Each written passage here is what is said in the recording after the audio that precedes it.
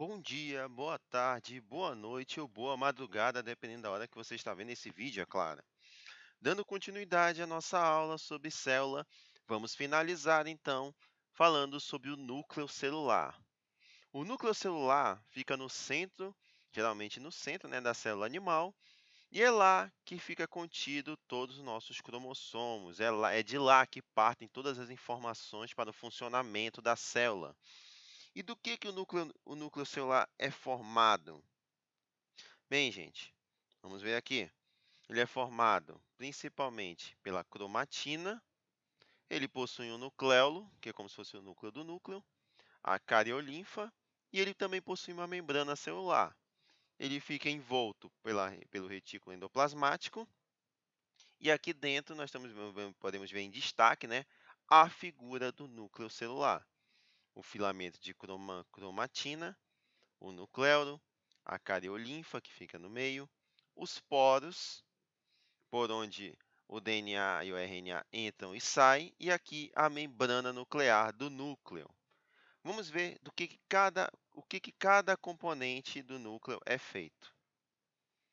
A membrana nuclear, assim como a membrana celular, é lipoproteica e envolve o conteúdo nuclear das células eucarióticas.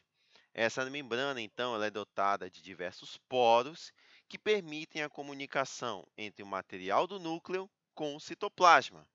É através desses poros também que acontece um intercâmbio de diversas substâncias, inclusive as macromoléculas, como por exemplo as proteínas em si. São tipos de macromoléculas. A cariolinfa é constituída principalmente de água e de proteínas, e é ela que preenche o núcleo celular. E ela também é conhecida como nucleoplasma ou suco nuclear. A cromatina, ela representa o material genético contido no núcleo. Elas são proteínas conjugadas, também chamadas de nucleoproteínas, resultantes da associação entre as proteínas simples e a molécula de DNA. No núcleo interfásico, a cromatina ela tem um aspecto de um emaranhado de filamentos longos e finos, que a gente denomina de cromonemas. E durante a divisão celular, os cromonemas eles se condensam, né, tornando-se mais curtos e mais grossos. Eles acabam, então, podendo ser vistos individualmente no microscópio, onde eles são chamados de cromossomos. E aqui nós temos uma imagem mostrando o nosso cromossomo, né? No caso, nós temos aqui um cromossomo X e o cromossomo Y. E aqui uma imagem tridimensional do cromossomo. Tudo isso que vocês veem, gente, do cromossomo é o DNA, nosso DNA totalmente emaranhado e condensado, né? Onde ele vai se juntando, juntando, juntando, e ele pode ser visto realmente no microscópio a olho nu. Há experimentos também, gente, que a gente pode até ser feitos em casa, né? Experimentos caseiros, onde você pode extrair o DNA, por exemplo, do tomate, da banana e até da saliva de vocês e visualizar esse cromossomo assim a olho nu. Os nucleolos, gente, eles também, para finalizar o assunto, eles são fontes de ribonucleoproteínas. E o que que são isso? O que que são as ribonucleoproteínas? Em determinada região do núcleo, certos cromossomos produzem um tipo de RNA, né, a partir do DNA, que é o RNA ribossômico, que se associa a proteínas, formando glânulos de ribonucleoproteínas. Esses grânulos se agrupam em torno da região do cromossomo que produziu o RNA e organizam o nucleolo. A região do cromossomo ao qual o nucleolo se encontra associado, né, recebe o nome, né, de região organizadora do nucleolo.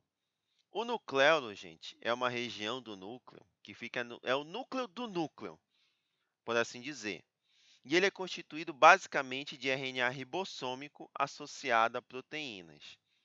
Na síntese de proteínas, eles atuam como fonte de grânulos de ribonucleoproteínas que migram do citoplasma, originando o ribossomo, que são organelas que representam a sede para a síntese de proteínas dentro de uma célula. São os ribossomos que vão sintetizar as proteínas. Dessa forma, podemos compreender por que muitas células ativas na produção de proteínas costumam produzir nucléolos bem desenvolvidos, ou seja, células que se são basicamente feitas para produzir proteínas, elas têm um nucleolo muito desenvolvido. Por exemplo, você tem como exemplo o ovócito de uma rã, né, que além de possuir um nucleolo grande, apresenta numerosos poros na membrana nuclear.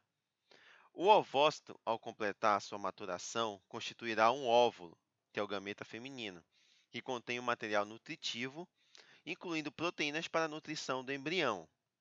Assim, no ovócito, o grande nucleolo atua como estrutura fornecedora de ribonucleoproteínas, formando assim ribossomos, né? Vão formar os ribossomos, e a presença de muitos poros na membrana nuclear justifica-se por causa da migração dessas macromoléculas do núcleo para o citoplasma, que ocorre, claro, através desses poros.